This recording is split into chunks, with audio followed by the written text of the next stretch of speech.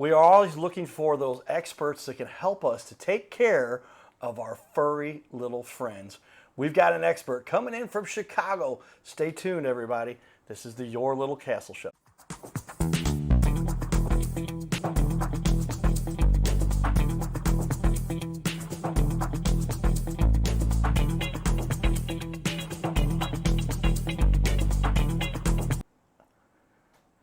Welcome, everyone, the Your Little Castle Show. Yours truly, Carter Rethwish, aka the Cardinal Cowboy. We have done a number of remote interviews, if you will. A lot of times we have a guest sitting right here. Today's guest is joining us from Chicago. With that, give a warm welcome, Dr. Allison Harris. You're the owner and the chief of staff, Woodlawn Animal Hospital in beautiful Chicago, Illinois. How are you doing Yes, today? I'm fine. Thank you so much for having me. I really appreciate the opportunity. Yeah, well, we are always trying to extend who we got people who've flown into St. Louis for our interviews, where our headquarters is, and we've had people drive many miles, and some people here in St. Louis, obviously. But Chicago, I've got it now down now. I can take my Tesla up there, and I get to charge at Pontiac, which is like 45 minutes away. I make it that far, and then I get a full charge again, and then we're good to go. But it's a 4 hour, 5 hour drive from St. Okay. Louis. And there's a nice rivalry between our Cubs and Cardinals Of we have here. course. A lot of people know I'm a big sports fan and all the excitement there. But tell me, as I give a shout out here, I'm going to do a little shout out to our sponsors, Carroll House Furniture, because you like nice things in your little castle. Now, this little castle, very likely, you've had some furry little friends there. So we decided to bring on an expert, like we said here, to talk to us about that. We're going to put up on our TV wall behind us your website and your Facebook page, and let's get back in here and talk about it. What led you to becoming a veterinarian? I literally cannot remember a time that I did not want to be a veterinarian. My probably truest memory was in the fifth grade. I've always liked medicine. I always thought it was just so interesting how the body worked in general. And so that was always very fascinating to me. Um, but since the fifth grade, and of course, I always loved animals, but never wanted to go into human medicine ever. That part was never a desire, always veterinary medicine. That makes sense. Yeah, we love our furry little friends. I'll remember my first dog named Brown. They got creative because Wow. he was brown, Okay. and uh, and he had a little bit of a temper at times. But we recall many times Brown making friends with the neighbors. Uh, but then I'll never forget. I was about 2 years into my own home here in St. Louis, the first home I bought in South County area, Fenton area, and we got Blue Bear and Tigger because Tigger he jumped all the time. He was like Bouncy, bouncy. a little. He was like Tigger Uh-huh. from the Winnie the movie Pooh. from was that Winnie the Yep. Pooh, right? And but I took care of those guys. The girlfriend and I ended up breaking Oh, up, but I kept the dogs, of course, because they didn't they knew their dad, if you uh-huh, will, uh-huh. and That is furry little friends, appropriate. beautiful That is Malamute. appropriate. They're yeah, they're Labrador Husky Malamute. Are those all kind of a similar breed? Somewhat. They have some similarities, mostly hair. They're what Right? we Yeah, call lots of double hair. coated dogs, and it's because of the environment that they are naturally living in. And so they need that kind of double coat to help with those cold winters. Okay, makes sense.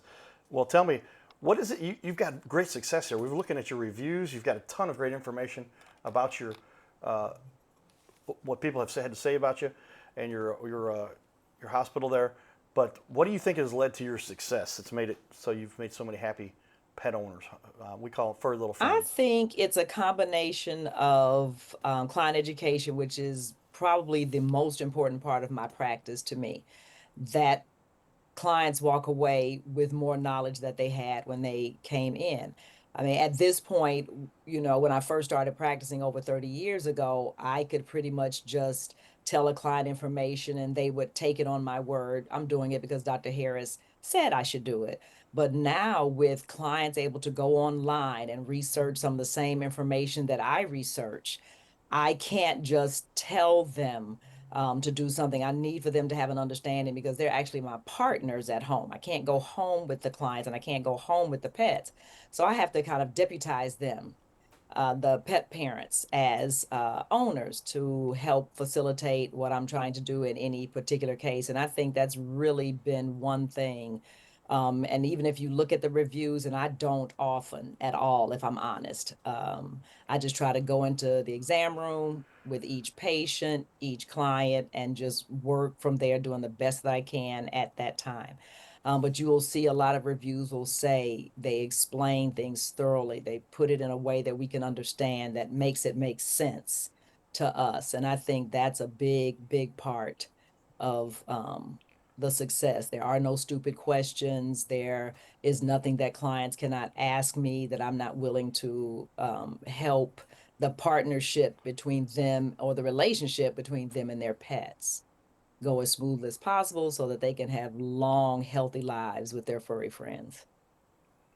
Yeah, we talk about it as a matter of education. My mom and dad are both involved in the education field, and dad a college admissions counselor, mom Mm. a high school English and drama teacher. And my mom just said to me, "Do you realize that when you are educating people, you're giving them power, Yes, right?" And I didn't realize how important that is. You talk about that essentially. That's what you're saying. You got to help people to become informed about how to take care of their they become it's family kind of like members, right? teaching them to fish. What's the saying? You give a man a fish, he'll eat for a day. You teach a man to fish, he'll eat for a lifetime. And it's that kind of thing, teaching them to fish, teaching them to advocate for their pets, to not make silly mistakes with their pets, and then give them the latitude, or the freedom to reach back out to you if they don't quite understand something that I have said or explained. And I try to even make sure that my staff members within their specific roles can answer questions and continue that education process even before the client and patient get to me. Well said. Yes, and there's a lot to be informed and understand because these aren't uh, objects; these are real living creatures, right? You got a Absolutely. deck, you got to maintain the deck, but when you got a pet, you got to get their heartworm, you got to make sure they get the right nutrients.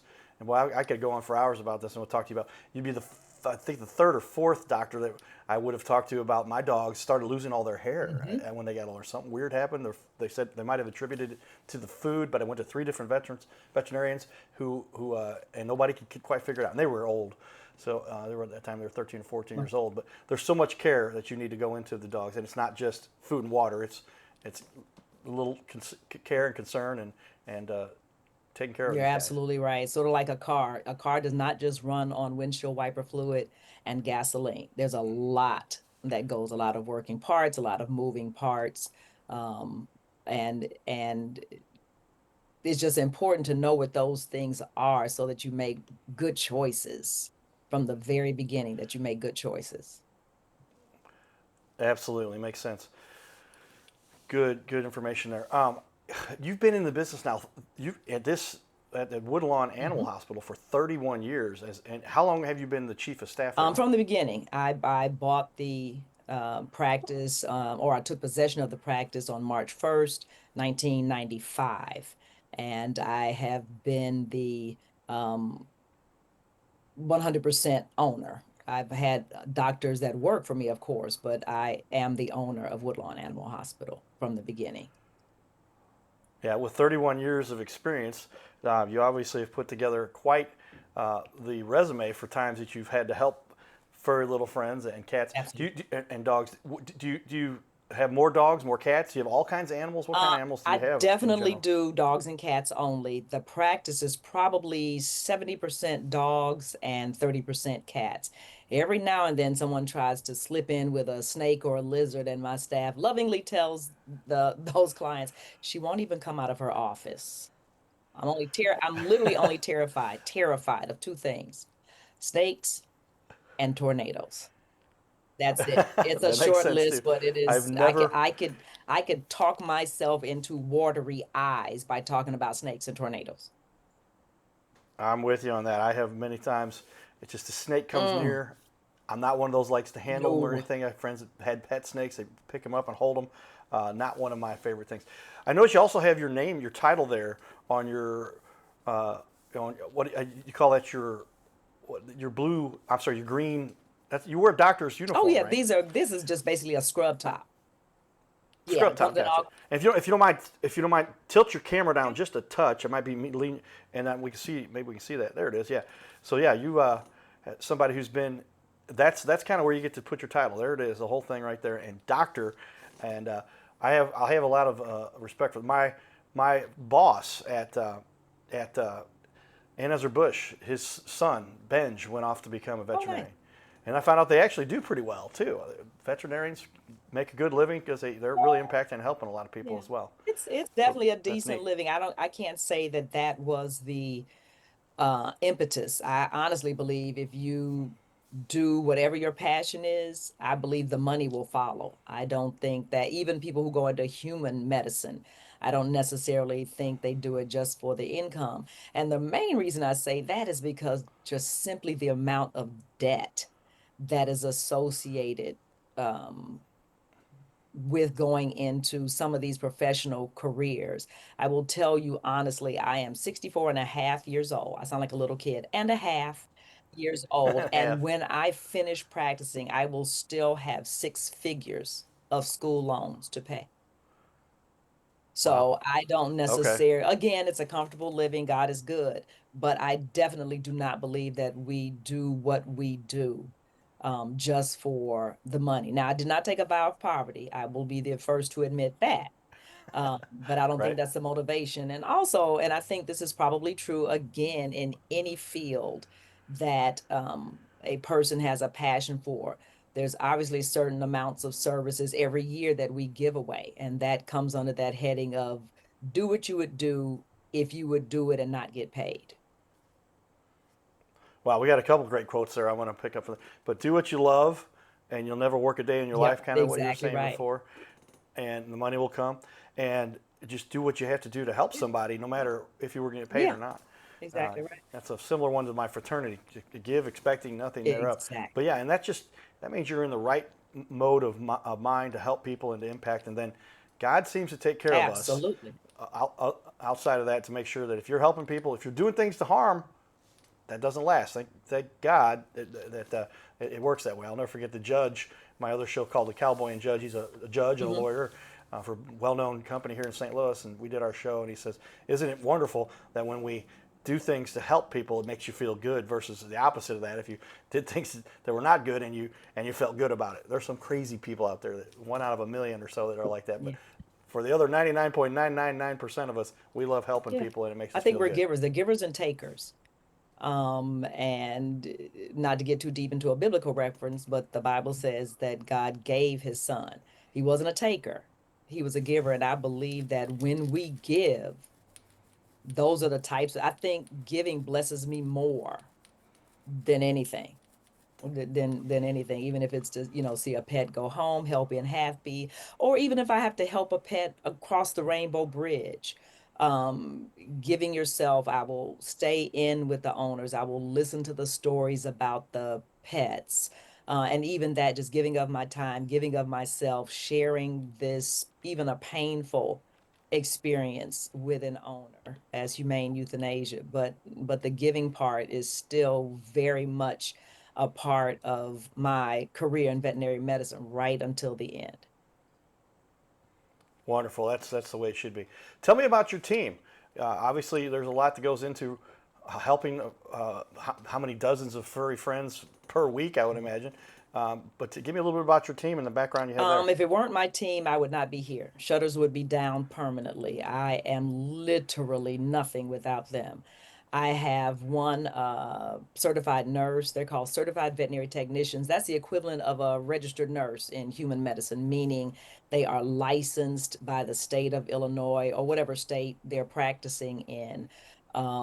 And then I have seven other support staff from my two receptionists who are my first line. They represent me the minute they answer the telephone. They represent Dr. Allison Harris and Woodlawn Animal Hospital.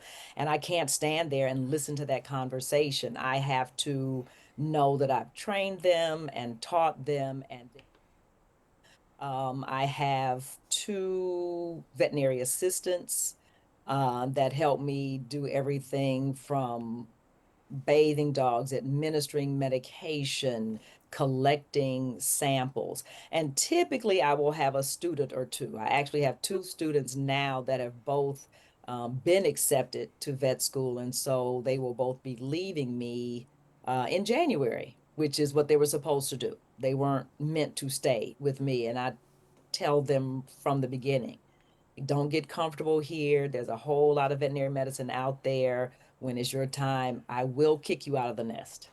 And if I don't feel like you're There moving it is. fast enough towards the edge of the nest, I will push you to the edge of the nest and then kick you out of the nest. Well, is that kind of an internship that you're offering for No, them? they're believe it or not, Yeah, they're those. actually employees. They're actually Okay. employees of the corporation, but we do give them an opportunity to gain some skill sets, whether it's just teaching them everything from ear and eye positions of a pet and what those things indicate, letting them hear me talk to clients as I educate clients or compassionately listen to clients. And even in some tough situations when I may have to refer a patient to another facility, whether it's because it's above my skill set or if my costs, for instance, are above their financial capability. So there are lots of different reasons, but it's all a part of the business and you can't shy away from it. At the end of the day, my goal is to help the patient, even if that helping them is them not being able to be serviced initially by me. And so I try to let my students and my staff see all of those sides of the business, Nice. Yeah, that's some expert hands-on training there that they get to really figure out if if that's that's what what they they want want to to do do. for Now, a the funny thing profession. about me Tell is me. as long as I've wanted to be a veterinarian, literally the only time in all of my years that I ever volunteered or worked at an animal hospital was I was 27 years old and I was leaving for vet school, and my mother just insisted that I volunteer at an animal hospital. So I did for about 2.5 to 3 months before I left for medical school. Prior to that, I never worked at an animal hospital, a shelter. I just always knew that's what I wanted to do. So I didn't need to practice it all those years before school because I knew this is what I wanted to do and I knew this is where I was going to be. There you go. That's a great path to follow and give you hands-on to really understand what goes into it because it looks all shiny and neat when you're looking at it from outside, but when you get hands-on, you get to really It understand can be what's daunting. involved. It can because we have patients that don't talk to us. And so we have to count Right. on not only what they're showing us clinically, but the owner's memory, what the owner may or may not have seen, getting them to trust us, to tell us things that, it's almost like a detective. Tell me anything you remember. It may not mean anything to you, but it could potentially help me figure out what's going on with your pet. So it's interesting from Absolutely. that perspective as well. Awesome. What is about your business, your your doctor's office here that fuels your passion? What is it that you enjoy most about what you get to do every day to impact our little planet and the little creatures that we all care and love so I much? definitely think, well, I am in an underserved area and I do appreciate that. I like being the light in this area. I am very near a university, so my clientele is extremely diverse, extremely diverse. I have blue collar, white collar, I have teachers, I have students, I have um, um, cat owners, dog owners. And so I really, really like engaging each client kind of where they are, meeting them where they are. I love that. And it definitely goes back to what I said before about client education. That is probably the most gratifying part of the job that I do every day. I have never, oh, even as I approach retirement, I have never gotten up in the morning and said, "Oh God, I got to go into that place again." I love coming here. I love seeing what each day is going to bring and how I and my staff will impact somebody's life every day. What are we going to do to impact somebody's life? So that's probably the biggest passion. Yeah, wouldn't we all feel great if we got to have that kind of an impact? So seriously consider becoming a veterinary and helping our little furry Absolutely. friends. I'm going to go over quickly here. We've got a lot of great reviews. You've had many people say awesome things about you, and I'm looking at the list. I'm like 322 reviews up here, everybody. So I'm going to put this on the wall for everybody to take a look at here. But 5-star after 5-star after 5-star, it goes on and on. I'll read one of these right now for everybody. First time visiting a veterinarian, and I must say I am more than pleased. The staff are extremely polite, helpful, and patient. They will answer any and all questions you have. Don't be afraid to ask. Even unfortunately, I cried though. Even it wasn't for me on the table, but the doctor passed and addressed me my emotions right there. They not only take care of you, of your baby, but of the pet parent as well. That's got to make you feel kind Yeah, of good, it doesn't it? it does. And what's really funny about that is I pretty much tell my And staff, don't share and those. let me switch you over there. But yeah, I mean that literally, we just lost your mic there Uh-oh. for a quick What? second. Let me put you back Okay. on. Oh, go ahead. Yeah, And I can hear those are you. lovely, obviously. Those are lovely. And I always think about actors who say that they don't read what the critics say or what the reports say because they just want to go in and do the best job that they can do. I will tell you that I do tell my staff to share the ones that may not have such glowing reviews. Now, in fairness, sometimes there have been situations where it was a client that we actually never saw because our book was full and they were upset by that. And so they put in a bad review, and that's not fair. But I just basically let it roll off my back because I do have all the 5 stars that you're speaking of to let me know we're going in the right direction. May not get it all right, may not get it right every time, but at least I know I'm moving myself and my staff in this hospital in the right direction. And I'm good with that. I'm good with that. Great.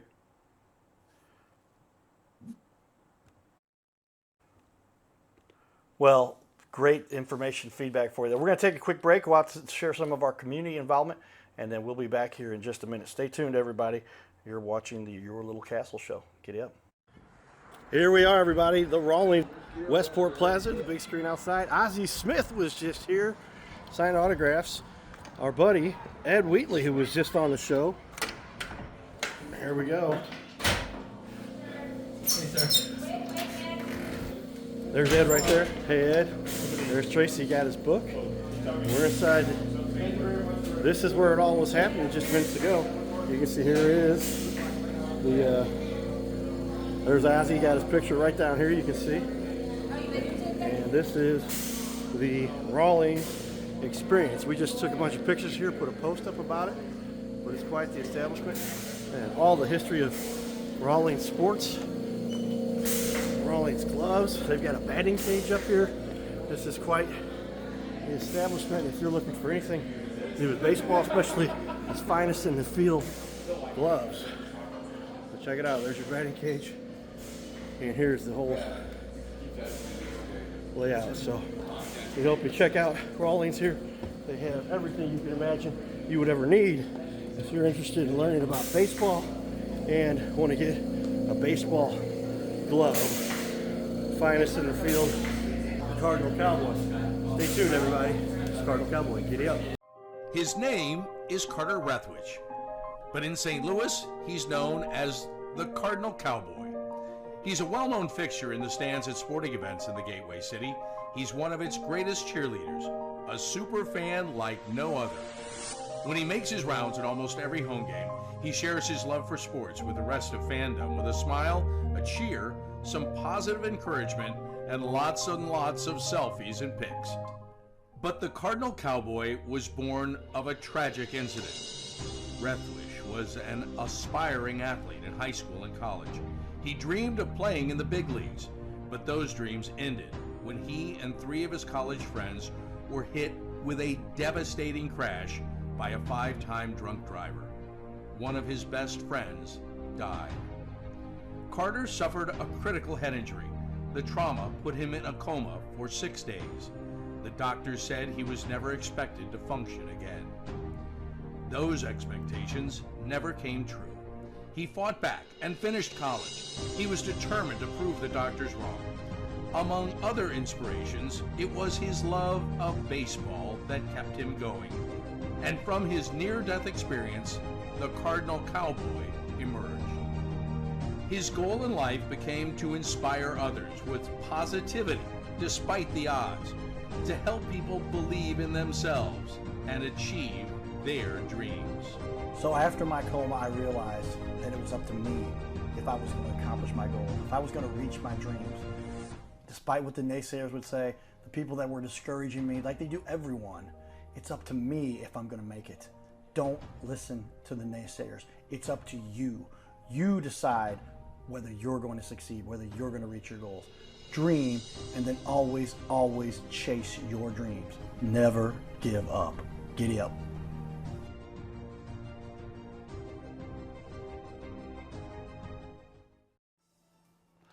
So we're hearing all the time now why people need to be on our show, and it's pretty obvious. These days, the stats are proven. If you're going to get people's attention, you've got to get them with video. Google loves video. YouTube obviously is where you put your videos, and it's just a no-brainer. The problem is, until we kind of put together this whole format, there's no other way to get this kind of quality for the cost we put together. Because I'm a computer nerd, because I figured out how to automate, systematize, we've systematized this. Mom and Dad made me go to computer classes just in case the professional baseball career didn't work out. And so we started off doing one show, then 2 shows, then 3 shows, and then we had to jump to 5 shows a week just to fill the demand, because here you get a professional video that looks dynamite, that'll let your business really showcase what they do, and you don't have to spend $10, $15, $20, $30,000 to do it. So if you'd like to be on the show, get a hold of us and understand these stats. When you're on a show like this, when you put this on your website, you're going to decrease your bounce rate by 34%. You're going to increase your close rate, your conversion rate, by up to 80%. We have clients tell us they get 25% more closed deals because of the show. They track this. They can speak to that. And you're going to just get an overall boom for your business. You've got to do video. If you don't do it through us, do it somewhere. Do it yourself. But do it professionally. Don't make your business look worse. Make your business look better. This video can be used for up to 7 years. We have clients, we did an interview with them 2020. It's 2026. They have made over $360,000 by using our video. They came back to do it again. So get a hold of us. Jump on here. Go to bigleagues.com. That's BIGG leagues.com. Or call us or text us right there, the phone number you see there. And we look forward to having you on our show. Stay tuned. Giddy up. Well, we are back, everybody. And I realize our break there took us over a little longer than I originally intended. So with that, we're going to jump in here. And I had you tilt the camera up. Now we've got a little bit higher than. I'll sit back to make it even out a little bit. But when we come back, we're going to talk about why you decide to get a veterinarian and what the good decision you make to do that. What it is that really sets you apart at Woodlawn Animal Hospital, and the different certifications necessary, along with the benefits of working with you as a small business owner, and then tell me the process for somebody to hire you. And we'll start that off here in just a minute. You're watching the Your Little Castle Show. Giddy up.